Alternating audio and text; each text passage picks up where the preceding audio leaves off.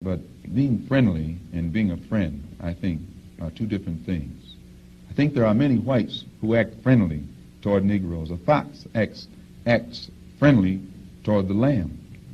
And usually the fox is the one who ends up with the lamb chop on his plate. The wolf doesn't act friendly, and therefore the wolf has more difficulty in getting the lamb chop in his plate. I'd like to point out, though, that... And I say that because it is usually if you study the structure of the Negro community, economically, politically, civically, psychologically, and otherwise, it's controlled by the white liberal, who usually poses as the friend of the Negro, who actually differs from the white conservative in the same way that the fox differs from the wolf. Their appetite is the same. Their motives are the same. It's only their mannerisms and methods that differ. I would agree that no doubt there have been a large number of whites who have posed as liberals and as friends of the Negro and who have time and again betrayed the Negro. On the other hand, I think one could point to a large number of whites who have struggled for civil rights, for equality, and have got little or nothing out of it, other than quite a few bruises. Give me an example. Well, the large number of white students who have gone into the South, for example, working for SNCC and other organizations. Not working for SNCC or other organizations, but working for the white political machines who benefit by the voting efforts of Negroes. Okay. I'll be more specific. I would cite Herbert Hill, for example, as a kind of person who has championed Negro job rights, for example, in New York City and elsewhere. He has fought the political machine. First time I met Herbert Hill personally was when they were picketing to stop the working on the Harlem Hospital in Harlem. Negroes for 10 years had to fight the city to get an annex built on the Harlem Hospital.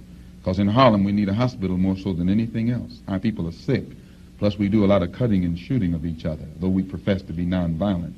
And Herbert Hill brought his forces out and stopped the working on that site. This is the first time I ever saw him.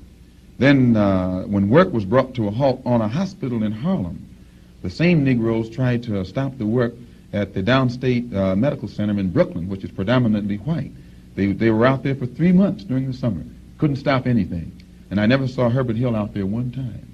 Now, whenever it takes a stoppage of something that's going to affect the white man, you find the white liberal absent. But when it involves something that primarily will affect the best interests of black people and black people only, then that white liberal is present.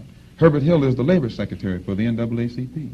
And if he was interested in black people, he would prepare a black man with the type of knowledge and understanding of the labor troubles involving black people that would enable a black man to sit in the same position as Secretary of Labor or Labor Secretary in the NAACP. I'm suspicious of whites who join Negroes and always have to be in the lead, who always have to be the head, who always have to be at the top in Negro organizations.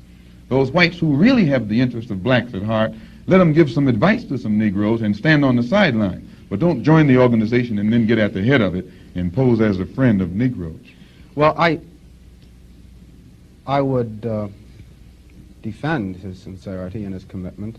And more than that, I would say that just because a person is a Negro or a black American does not mean he's going to struggle for Negro rights or for jobs for Negroes or anything else. I think that today you could point to a large number of Negro leaders who have consistently betrayed Negroes in a whole host of areas. They aren't really Negro leaders. These are puppets that have been put in front of the Negro community by white liberals.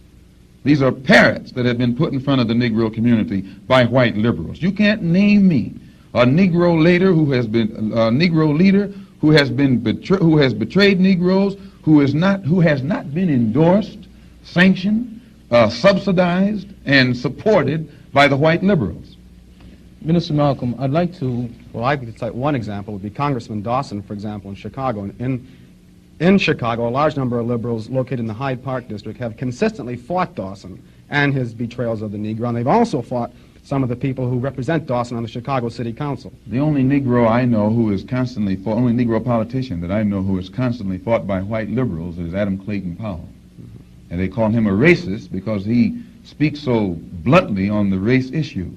But I'm not, as I said, not too familiar with Dawson and his work.